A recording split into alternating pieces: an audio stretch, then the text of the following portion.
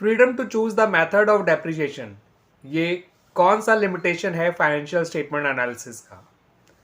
आपको चार ऑप्शंस दे रखे हैं, इन चारों ऑप्शन में से आपको बताना है कि कौन सा लिमिटेशन जो है इस स्टेटमेंट के थ्रू रिफ्लेक्ट हो रहा है।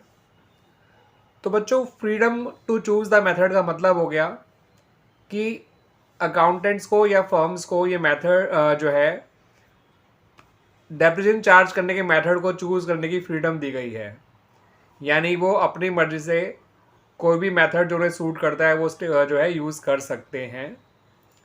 ठीक है, चाहे तो वो स्ट्रेट लाइन मेथड यूज़ कर सकते हैं, चाहे वो आपका return down value method choose कर सकते हैं।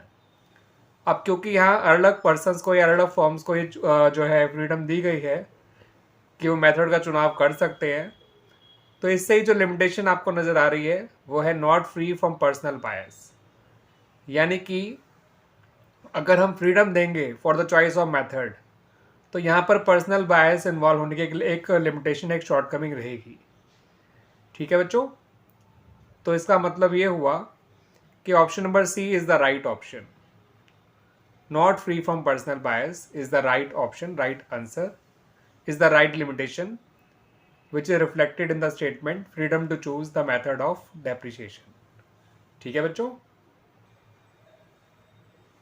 dash is included in current assets while preparing the balance sheet as per schedule 3 but excluded from current assets while calculating current ratio।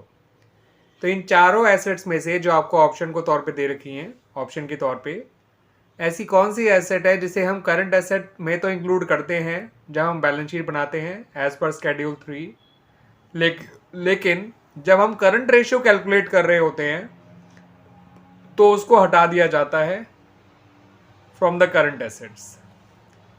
तो बच्चों, डेटर्स तो आपका बैलेंस शीट में भी include करते हैं और रेशियो में भी इंक्लूड करते हैं, same for cash and cash equivalents and same for prepaid expenses.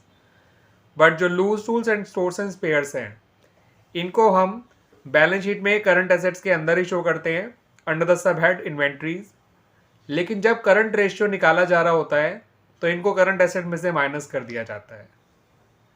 ठीक है बच्चों, तो option C is the right answer. Loose tools and stores and spares को इसलिए हटा दिया जाता है because they do not have any realizable value, because they are not acquired for the purpose of resale. ठीक है बच्चों, दैट्स वाई। तो option C is the right answer.